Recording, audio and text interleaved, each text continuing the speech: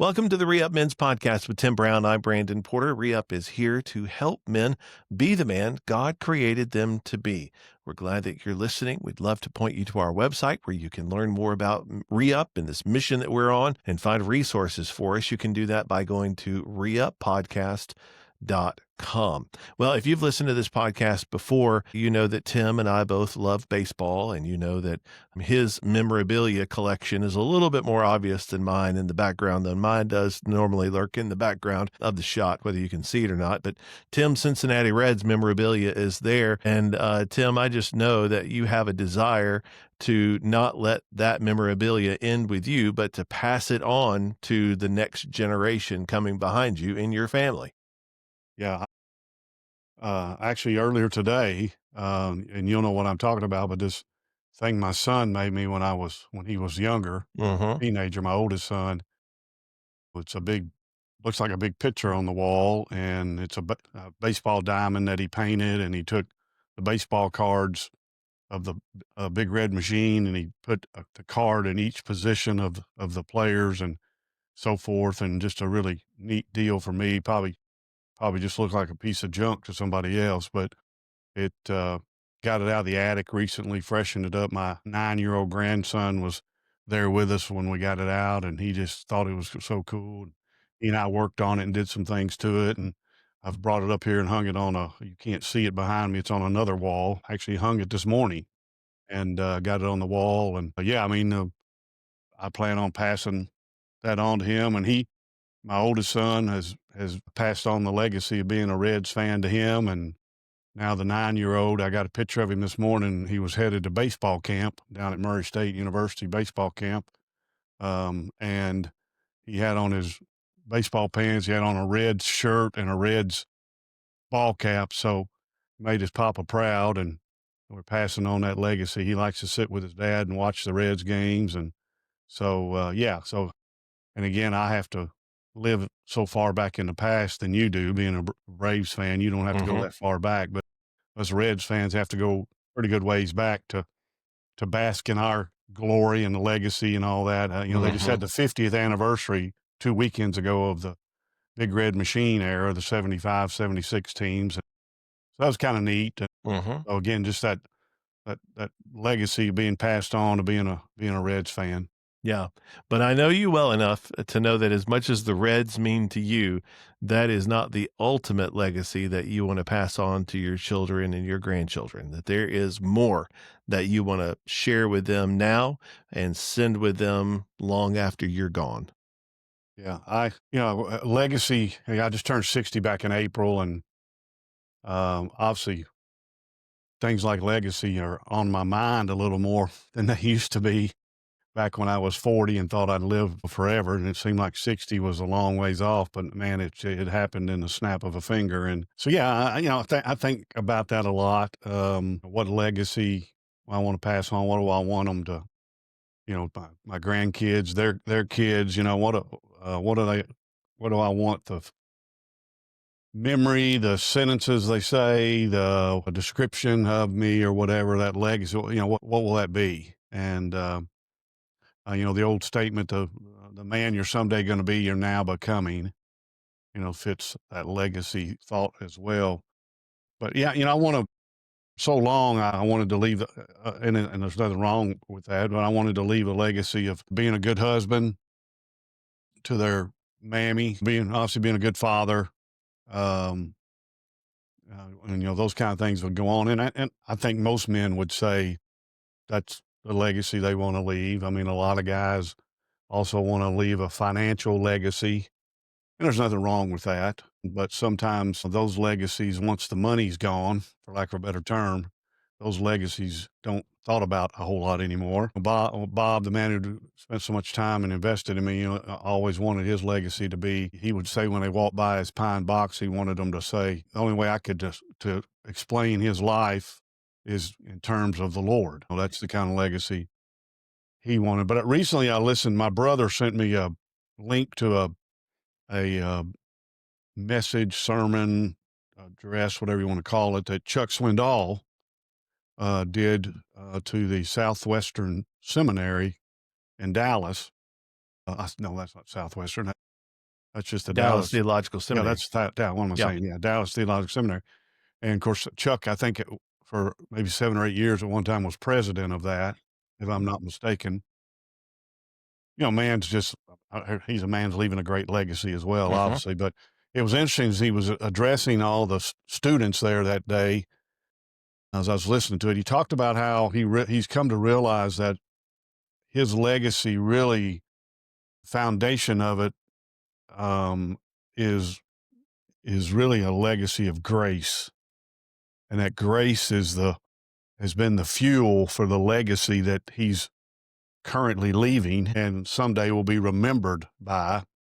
And he said the reason that really, he really realized that was because as he looked back in his life at all the people that had showed him grace on his journey, they were the people that he remembered the most and that had the biggest impact in his life because of the grace they had shown him. Then obviously the Lord's grace on his life. And he gave numerous examples of what that, of some of that grace the Lord had shown him. And it really got me to thinking, and my fire team and I actually recently talked about that as well, about, I don't think we really think about our legacy and grace being together, but really the only way I can leave a legacy of grace is because of grace, and the grace that have been shown. Lots of times grace is defined as unmerited favor. Mhm.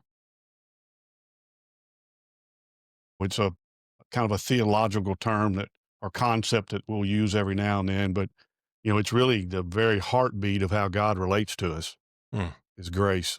And Mhm. so it just really got my thinking totally different right now when it comes to my legacy, and that I want my legacy to really be rooted in grace. Mhm. So in order for that to happen, it has to be practiced in my life, but it also has to be the ongoing fuel for my faith. Mhm. Some of us, I think, have the misconception that grace is a one-time thing we got. Mhm. We got God's unmerited favor. We got his mercy. We got his grace. We got his forgiveness. But really, grace is really the ongoing fuel. I like to use that term for our faith that fuels our faith on a daily basis is because of God's grace. I can have the faith that I've got, and it's what fuels my faith. It's what, allows me to follow this invisible being that Mhm. I've never seen in person, but I can look back and show you his grace Mhm. in my life, which tells me he's real because of his grace.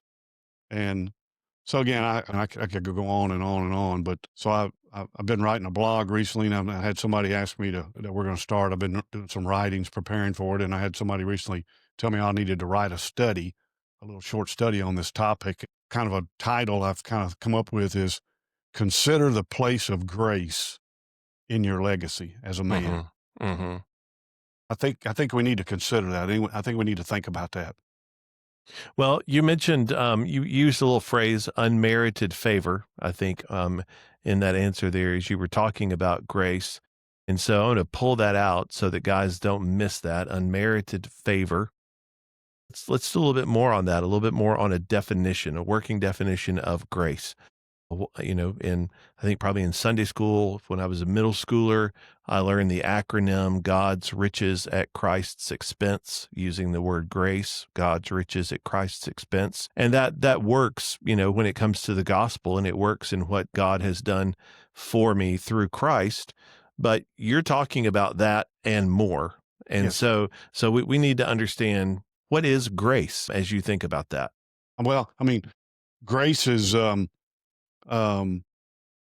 showing kindness and compassion to others when really, when it boils down to it, they don't really deserve it. I mean, if you've got kids, if you've shown kindness and compassion to your kid when they've done something they shouldn't have done, and instead of punishing them or really, again, I've talked on this podcast about this, so I'm not telling anybody new. I used to struggle with anger, and so instead of pouring out my anger on my child it's showing grace. It's being kind and compassionate and loving and understanding, and showing favor to them when I really shouldn't. I mean, if you drew it up on the chalkboard the way you're supposed to and put the equal sign, well, okay, so they did this, they did this, they did this, they did that.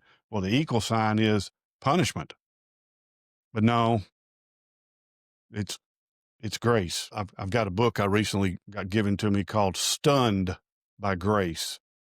You know, when you give somebody what they don't deserve, it sometimes is punishment or whatever, but instead you show them that stuns people lots of times. You're like, oh my God. I mean, they're like, wow, man, you should never speak to me again, but you do.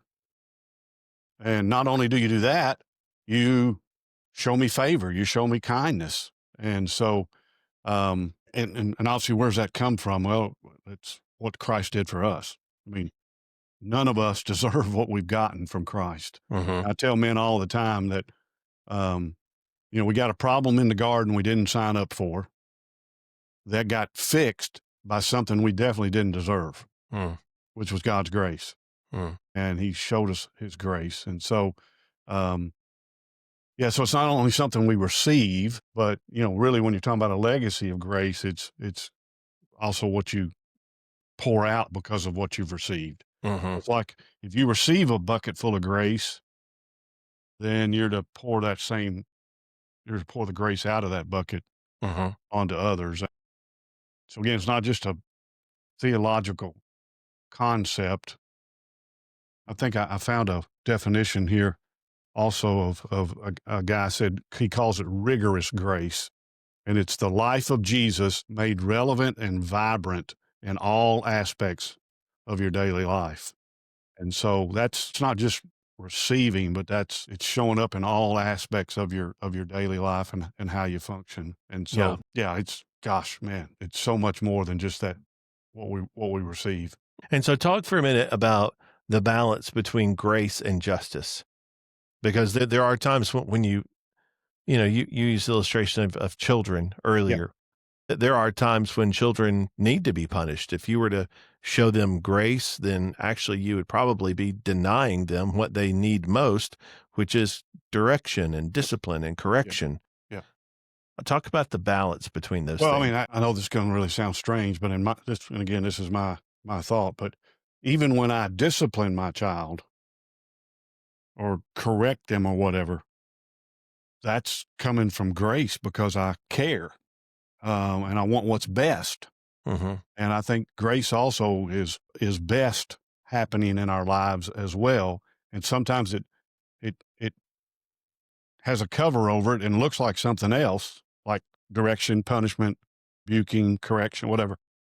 But when you take the cover off, that's actually great. That's actually grace as well, is what I think. I mean, some people may not think that, but Yeah. that that's actually displaying grace too, because that's what's best, and what's best means favor and as well. And so again, I think it's blanketed to look like something else, but when you pull it off, it's grace Yeah. at the core of it. Yeah. So it really deals with your heart. Yes. It may be a very similar action, but the heart behind that action is grace. It's not frustration. It's not anger. It's not a retaliation, any of those things. It's full of, it could still be a rough patch of ground, but you approach it with a gracious heart as you navigate through that patch. No doubt. No doubt. Yeah. And, um, I've pulled out some verses and kind of gave a little bit of a description in this writing I was doing. So I think this might be a great time to inject that a little bit here. I've got 5 verses here. Titus 2:11, it says, "For the grace of God has appeared, bringing salvation for all people." So the description there is grace shows up for everyone. It shows, great grace doesn't pick favorites. It comes to you with open arms for every story and every struggle, no matter what Mm, it is. mm, Paul writes in 2 Corinthians 12:9, about it. He said to me, "My grace is sufficient for you, for my power is made perfect in weakness. Therefore, will I boast all the more gladly in my weaknesses, so that the power of Christ may rest upon me." God's grace doesn't run out. And again, I think that's sometimes a misconception we have about grace. We thought, well, God showed me grace when he saved me. No, it's sufficient. It's ongoing. Mhm. It never runs out. It shows up the strongest in our weakest moments. And then I love the Hebrews 4 verse where let us with confidence draw near to the throne of grace, that we may receive mercy and find grace to help in time of need. So grace is approachable. It's something that God invites us to come boldly, not because of our strength, but because of His mercy. Mm. And then we see obviously Romans 5:20, where now the law came to increase the trespasses, but where sin increased, grace abounded all the more. Grace is greater than anything. Mhm. Our world's messy, but grace is greater. It covers shame. It heals. It writes new chapters in people's lives. I love that. And no matter how far someone feels from stability or safety, this verse speaks of hope because grace doesn't give up. And then John 1:16, grace keeps coming. Mhm. From his fullness, we all have received grace upon grace upon grace. I think it's interesting that it talks about grace upon grace there. It's almost like a river replenishing constantly. And that's where I call it our fuel for our faith. It just keeps coming. Mhm. Your your tank may be at empty, but tomorrow just grace upon grace. It just keeps coming. It Yeah. fuels our faith, and it's that fresh supply. And then grace makes room for everyone. That's the other neat thing is that in a world that's quick to judge, grace slows down. It offers second chances.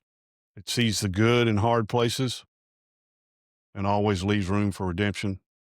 You know, we're not going to fix people. We just show them grace. That's what we're Mhm. supposed to do, and and walk that journey with them, and show them grace. I'm reminded in listening to Chuck Swindoll, and he talked about most people didn't know this, but when he was growing up, he stuttered really bad and got made fun of and so forth. But there was a teacher that got hired at his school who, for some reason, just bonded with him and told him that he would teach him how to speak in front of people and do it without the stutter.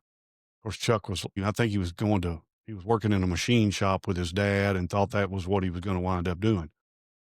He said, who knew that I'd preach to literally millions of people Mm. someday. Mm. But that guy showed me, he said, it was God's grace displayed through this man's grace. And he spent time with me. He cared about me. He showed and prepared me for what God was going to call me to. So he said, there again, that's my legacy is finds its foundation in grace that was shown to me by other people. And then he went on and talked about what people had done for him and his wife when he first started his ministry and the grace they were shown and all that. And then he talked about then when he got in a position where he could do the same things for other people. And he said, my hopes are is that that's what I'll be remembered for. Not that I was president of Dallas Theological Seminary, that I'll be remembered for, and my legacy will be grace, Mhm. the grace that I displayed to others because of the grace I was given. Mhm. And really, if you think about it, when we think about Jesus's legacy, Mhm. what would be some of the first words we would say? We'd say, well, man, his grace, grace he showed me.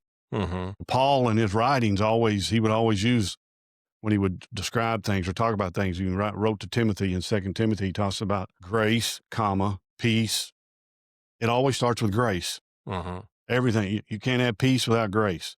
You can't have it's all about grace. And so I don't know. Some guys may be listening to this thinking, man, that guy's just rambling. I don't think he has any idea what he's talking about. But boy, what a different perspective to look at on your legacy if you think, how does grace fit into my legacy? Yeah. Yeah. I think we're motivated in this world to ask a question of, whatever I give, whatever I invest in others, what's the return from me? And I think grace really drives us not to ask that question. Grace drives us to ask, what can I give because of what's been given to me? and let it flow through me to someone else, to the next generation, rather than just how can they make my life easier or make my name greater.